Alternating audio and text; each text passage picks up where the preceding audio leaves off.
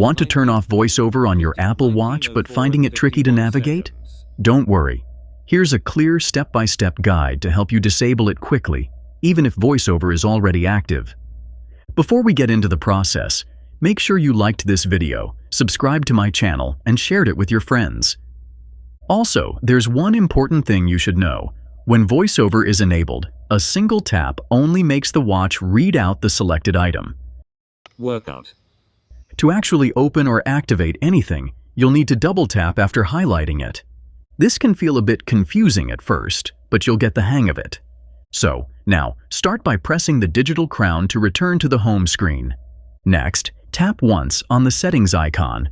You'll notice a white outline appear around the icon, and VoiceOver will read it aloud to confirm your selection. Settings. Now, double tap anywhere on the screen to open the Settings app. To navigate through the menu, you can either use the digital crown to scroll or swipe with 2 fingers. Tap once on Accessibility when you see it. Accessibility. Then double tap to enter the menu. From there, tap once on VoiceOver, then double tap to open its settings.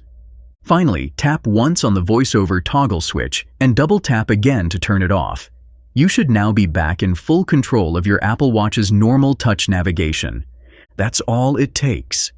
Once VoiceOver is off, your Apple Watch will respond to regular taps and gestures just like before.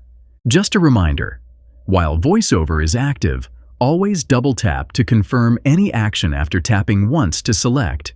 And don't forget, the digital crown is a super helpful way to scroll without relying on swipes.